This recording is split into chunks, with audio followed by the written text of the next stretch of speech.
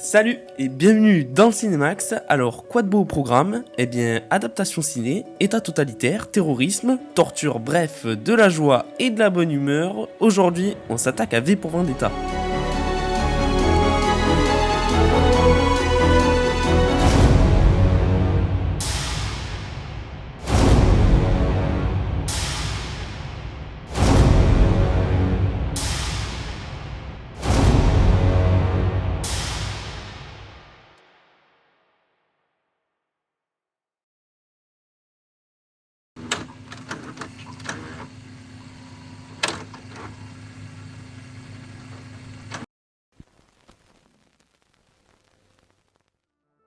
« 4 mai 1979.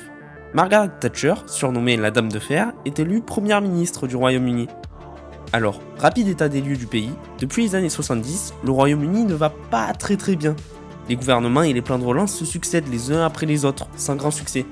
Le Royaume-Uni connaît un déficit commercial, un endettement croissant et une chute de la livre sterling.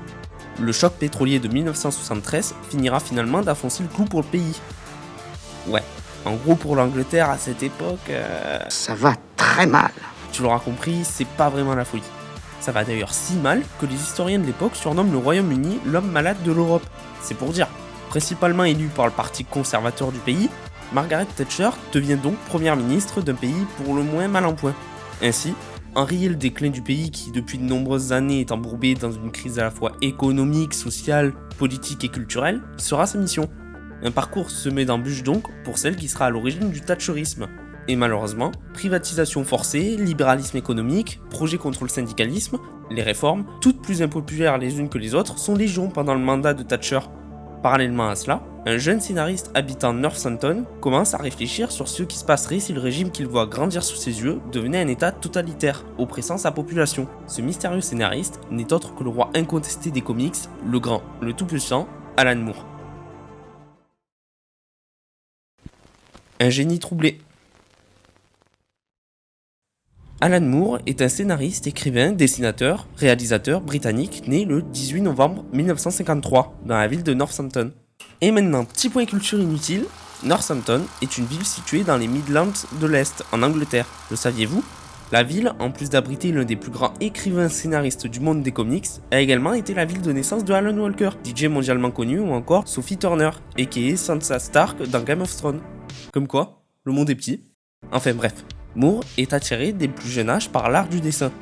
Issu de la classe moyenne ouvrière de l'Angleterre, Moore n'a clairement pas grandi avec une cuillère en argent dans la bouche, ou du caviar sur sa tartine. Bon bah ça va. Ou encore, je sais pas moi, un lit avec des draps en soie. Merde! Le collège et le lycée à l'époque sont très marqués par la différence sociale.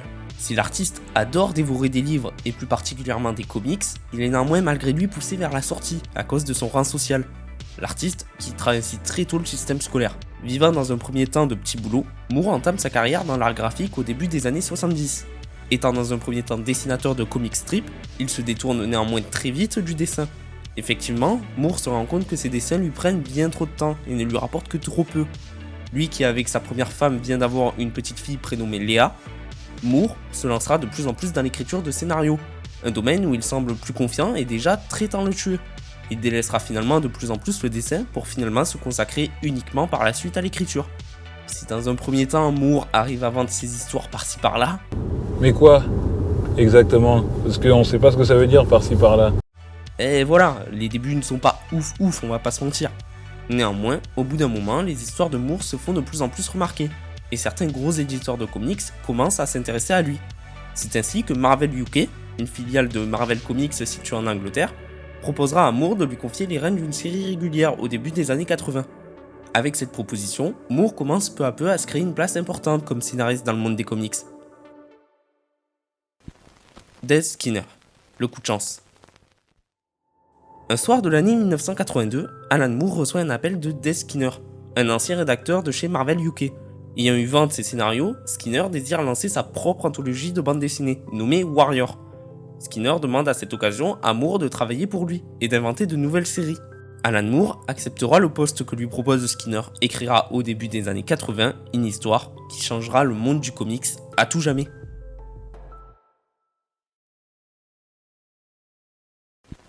La liberté contre le totalitarisme. Moore se met à imaginer une dystopie qui mettrait en scène une Angleterre de la fin du XXe siècle dirigée par un gouvernement fasciste. Le pays aurait sombré dans la paranoïa et la surveillance à outrance. Des ennemis politiques seraient envoyés dans des camps, et la terreur et l'apathie régneraient en maître. Mais face à cela, un homme déciderait de se dresser contre l'oppression. Dissimulé derrière un masque au sourire énigmatique, il répondrait au nom de V. En détruisant, V chercherait à enfanter une nouvelle société, et à retrouver l'essence même de la liberté et de la justice. Pour l'aider dans sa tâche, le Vengeur masqué serait épaulé d'une jeune femme qui l'a sauvé et recueilli à un moment donné. Prénommée Ivy, la jeune femme se découvrirait une force de résistance insoupçonnée. Alan Moore crée l'histoire de V pour Vendetta.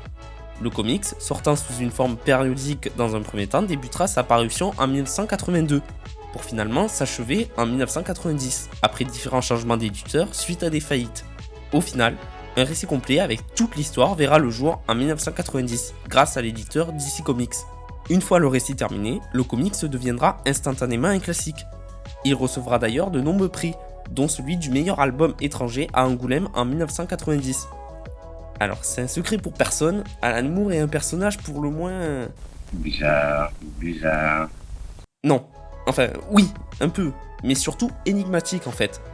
N'hésitant pas à renier ou fortement critiquer ses créations, Moore dira néanmoins du comics V pour Vendetta. C'est avec ce comics... Pardon, on va le faire sans accent, c'est mieux. C'est avec ce comics que j'ai commencé à prendre conscience qu'on pouvait obtenir des effets incroyables en associant des mots et des images. J'ai commencé à comprendre ce qu'on pouvait faire grâce au découpage et aux couches successives, les niveaux de sens qu'on pouvait donner à l'histoire. Je suis convaincu que V pour Vendetta fut le premier pas de géant que je franchis vers mon propre style. V, une histoire d'apparence. 5 novembre 1605. Le roi Jacques Ier d'Angleterre et le Parlement anglais prévoient de se réunir dans la Chambre des Lords pour la cérémonie d'ouverture du Parlement. Un événement presque anecdotique quand on y pense, car cet événement se déroule chaque année pour marquer le début de la session parlementaire. Mais pas cette année, non, pas cette année 1605. Ce jour-là, quelque chose de plus grand est en train de se préparer. Quelque chose dont seules quelques personnes sont au courant. Mais revenons un peu en arrière. Le 4 novembre 1605. Un groupe de catholiques provinciaux anglais prévoit un attentat contre le roi. Cet attentat doit être le prélude d'une révolte populaire dans les semaines qui suivent. Ce groupe de terroristes est composé de différents membres, mais un seul est désigné pour monter la garde dans la nuit du 4 au 5 pour s'assurer du bon déroulement de l'attentat prévu le lendemain. Ce membre qui est désigné n'est autre que Guy Fawkes. Fawkes accepte donc sa mission et se retrouve à veiller sur pas moins de 36 barils d'explosifs, situés sous la chambre des lords. Mais voilà, tout ne se passe pas comme prévu. Après qu'un traître alerta le roi sur le danger qu'il guettait, le Parlement anglais décida de fouiller aux alentours vers les coups de minuit. Et évidemment, très vite, Fawkes est découvert en train de surveiller les barils de poudre. Sans surprise, après cette découverte, Fawkes sera torturé et n'aura pas d'autre choix que de dénoncer ses amis qui formeront par la suite le groupe dit de la conspiration des poudres. Après avoir été jugé puis condamné à la mort par pendaison pour la journée du 6 janvier 1606, Fawkes attend littéralement la mort depuis sa cellule. Cependant, le jour du 6 janvier, Fawkes échappa un court instant à son bourreau et décida de se briser le cou en sautant du haut de l'échafaudage, plutôt que de mourir par la pendaison. Alors, c'est bien tout ça, hein, mais pourquoi je parle de ce mec? C'est parce que depuis ce jour-là, Fawkes est un symbole de protestation. Et tu l'auras sûrement deviné, ce sont sur ces traits qu'Alan Moore et David Lloyd, le dessinateur, inventeront le masque de V. Adaptation ciné. V pour Vendetta est un comics d'une envergure folle. Déjà reconnu et acclamé à sa sortie, le comics prit encore plus d'importance avec les années, pour finalement atteindre le statut de chef-d'œuvre incontesté des comics. Étant quasi tout le temps, voire tout le temps cité dans des tops des meilleurs comics de tous les temps, V pour Vendetta marque par sa noirceur et son sujet qui, bien que macabre, se trouve universel et terriblement intemporel.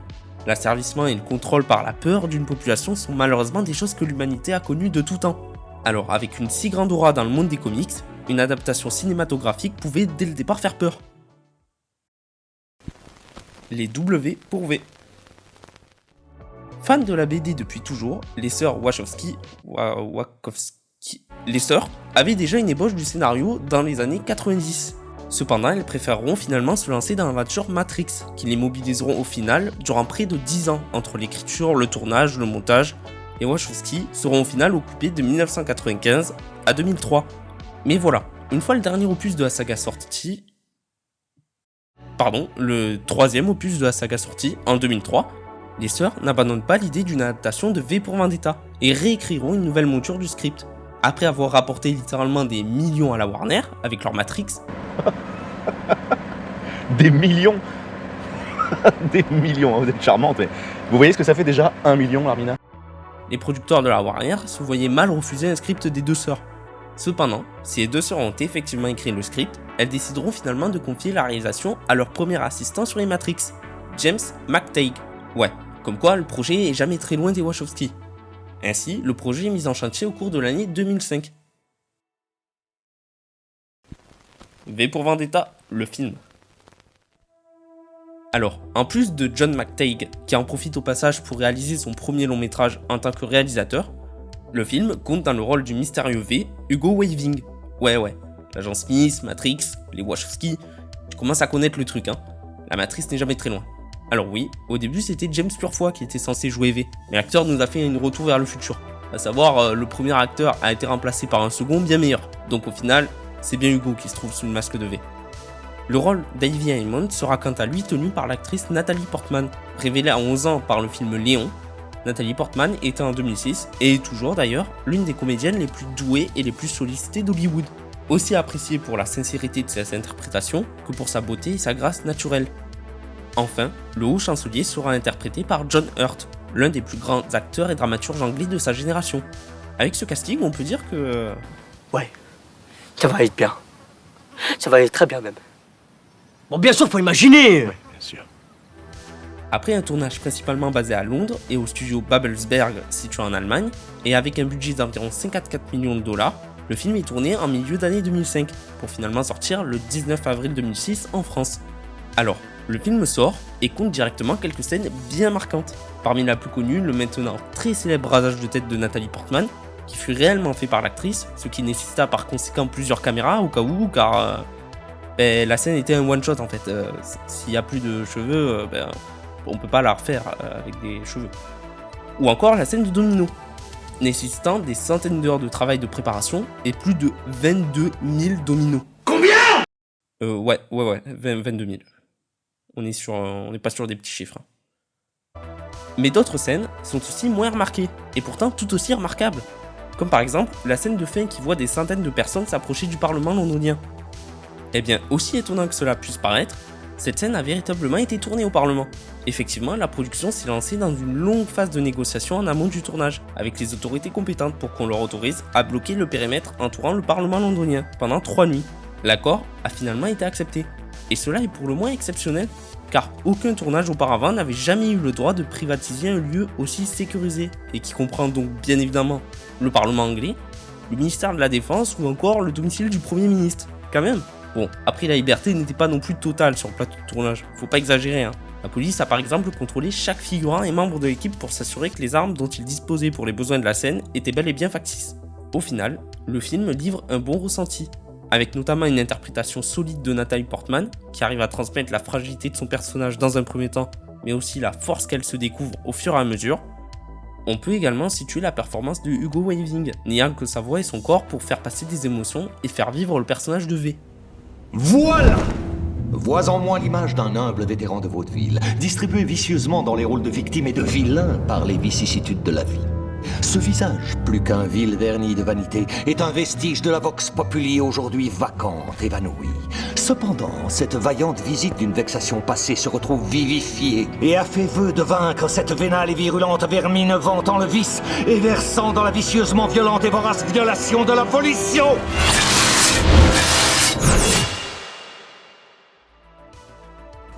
Les décors ne sont pas non plus en reste. Entre maquettes, effets pratiques et effets spéciaux bien réalisés, le film, bien que comptant peu de scènes d'action, n'a pas pris une ride, et cela a le mérite d'être souligné.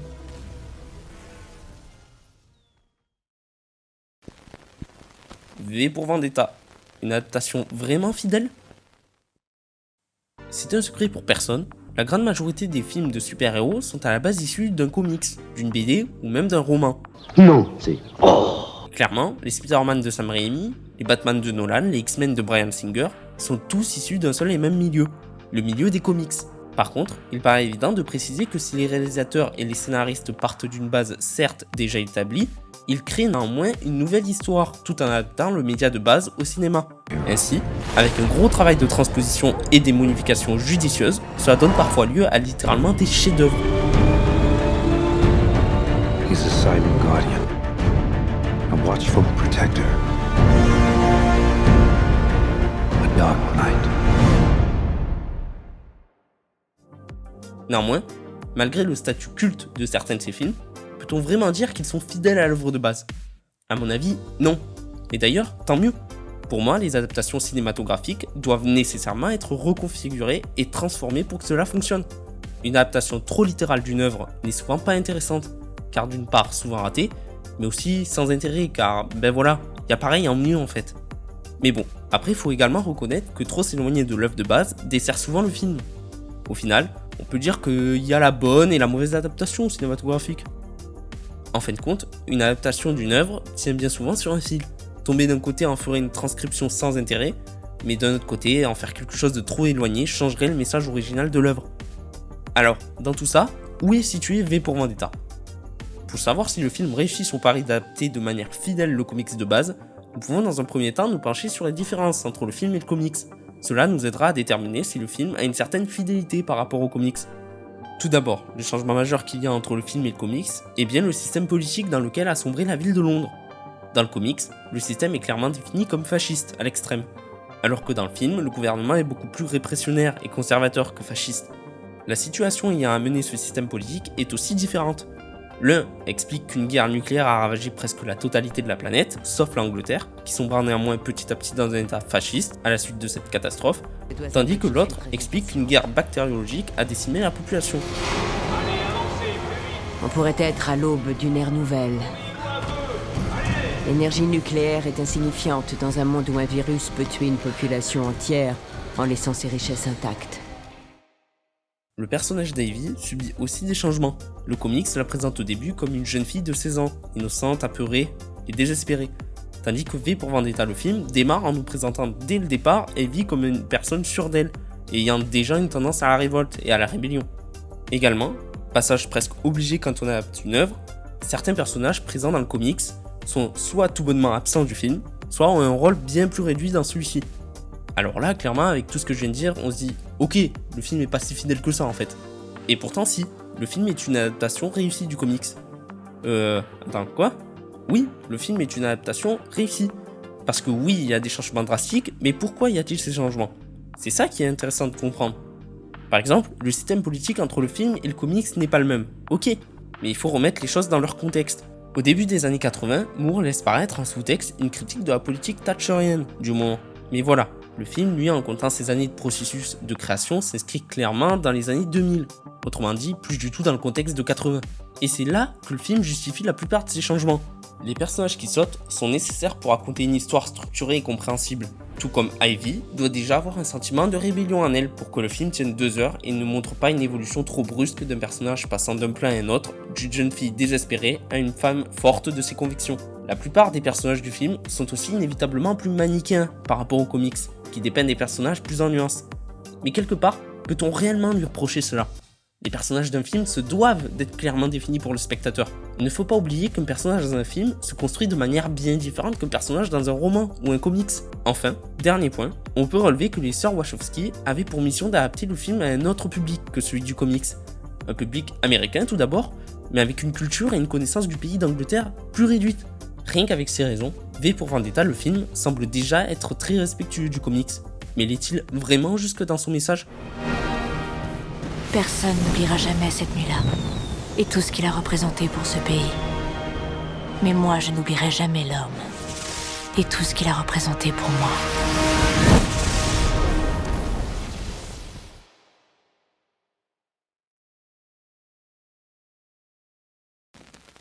Le message de V. Alan Moore, en écrivant ce comics, a clairement marqué une rupture dans le paysage des comics. Avant Moore, les premières histoires des comics étaient plus de l'ordre du gentil américain qui combat le méchant nazi. C'est marrant que c'est toujours les nazis qui ont les mauvais rôles. Nous sommes en 1955, Herr Bramar. On peut avoir une deuxième chance? Merci. Oui, c'est vrai. Et c'est comme ça, hein.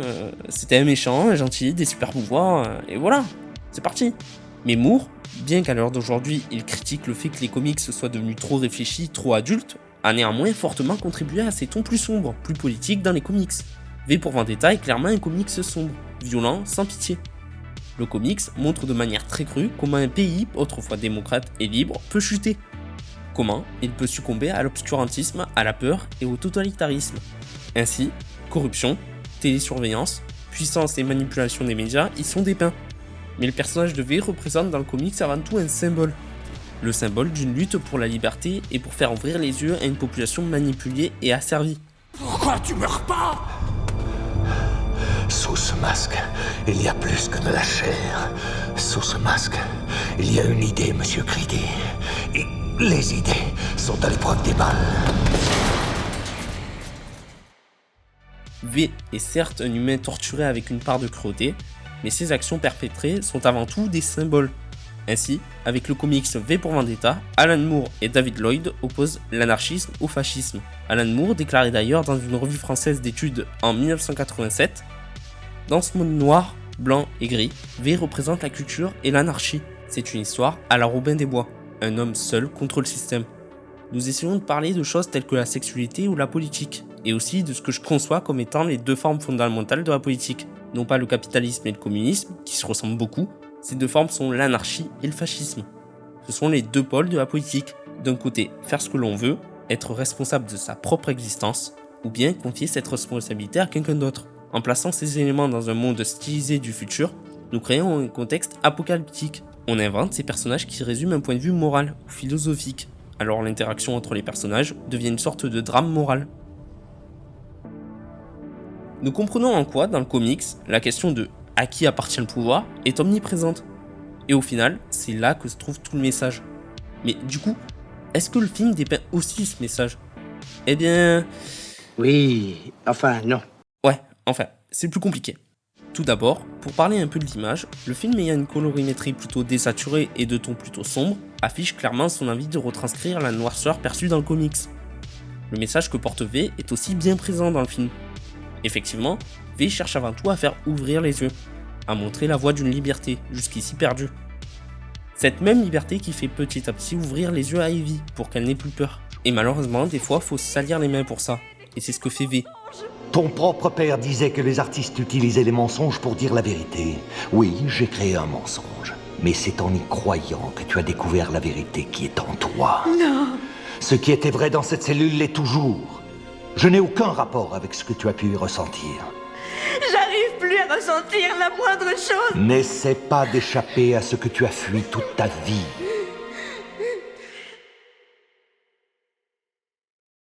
Alors certes, le film et les comics n'y répondent pas de la même manière. Dans le comics, seule Ivy devient V à la fin, montrant ainsi la liberté par la force de l'individu, tandis que le film nous montre toute une population adhérant et prenant l'apparence de V. Mais le message y est. Le film réussit à exposer un propos, un message, bien que cela n'en déplaise à Alan Moore, qui refusa que son nom apparaisse au générique. Nous sommes bien obligés d'admettre que les sœurs Wachowski ont réussi à écrire une histoire cohérente, tout en prenant en compte les changements de public, mais aussi d'actualité politique, de questions sociétales, de culture, etc. etc. Force est de constater que le film a également réussi à faire passer le masque V dans le domaine de la pop culture, et a donc réussi, on l'espère en tout cas, à faire découvrir encore plus aux personnes du monde entier le comics duquel il est issu. Parce que oui, je doute fort que le masque de V soit devenu aussi connu si le film n'avait pas existé. Je suis pas sûr que le comics à lui seul aurait suffi à le faire rentrer dans la pop culture. Mais bon, au final, le film, comme toute adaptation, change, modifie, raccourcit, mais clairement, V pour Vendetta reste un film d'un respect et d'une fidélité énorme par rapport aux matériaux sources. Ce film, qu'on l'aime ou pas, est sûrement l'une des adaptations cinématographiques les plus fidèles ayant pour base un comics, et clairement l'une des meilleures adaptations ayant pour base un comics d'Alan Moore. Et bien que cela en déplaise à l'auteur, le film aurait pu être vachement plus catastrophique. Au final, pour moi, V pour Vendetta, le film, ressemble aux comics, et en même temps, ne lui ressemble pas. Mais en tout cas, on ne peut pas lui enlever son envie de bien faire.